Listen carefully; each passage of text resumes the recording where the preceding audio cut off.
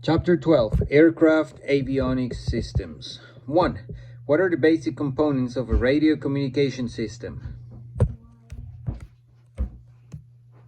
Microphone, transmitter, transmitting and receiving antennas, receiver, and speaker or headphones. 2. What frequency range is used by most modern voice communication systems? The VHF, very high frequency, band 118.0 to 136.975 megahertz. 3. What does the term ADF stand for?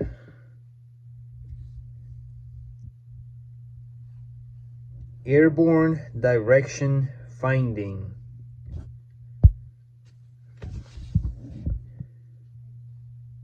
What is the function of a VOR equipment? Navigation. 5. Name the components of a typical airborne VOR navigation system. A receiver, antennas, frequency selector, and a visual display indicator. 6. What does DME stand for? Distance measuring equipment. 7. At what interval must an ATC transponder system be certified?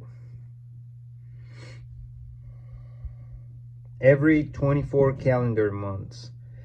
8. Why are 2 antennas usually required for an ILS system?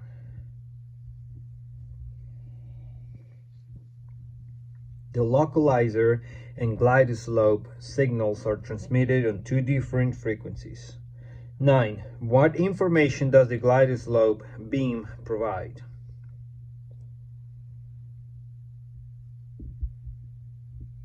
Vertical guidance to enable the aircraft to maintain the correct descent angle.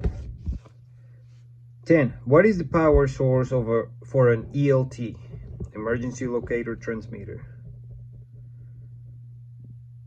An internal battery.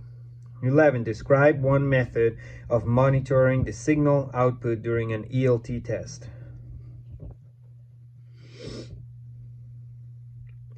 Tune a communications receiver to 121.5 megahertz. 12.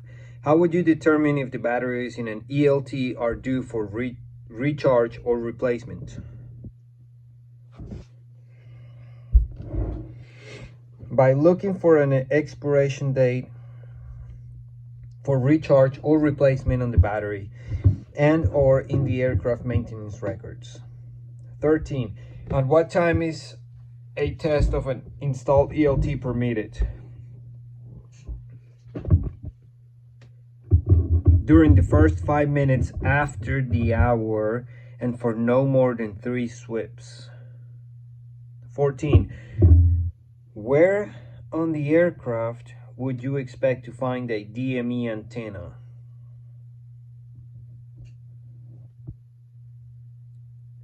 Generally on the bottom of the fuselage in a location that isn't blocked by the wing during turns.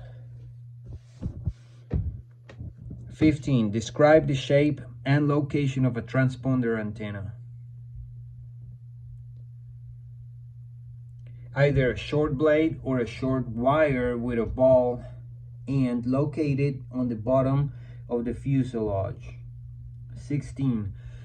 Name the basic components of an autopilot system. Gyros, servos, a controller, and an amplifier or computer. 17. What are the sensing elements of an autopilot system?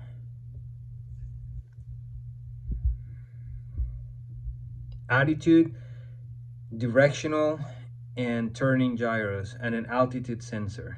18. What is the function of the servos in an autopilot system?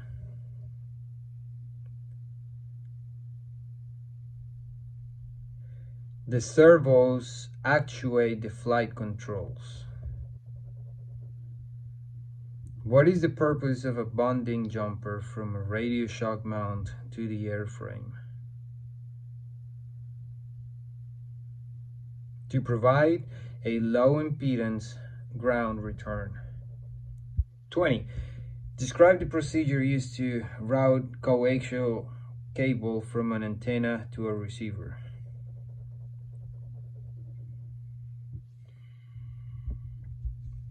Cable should be supported every 2 feet. Bends should be 10 times the cable diameter, and it should be routed separately from other wires.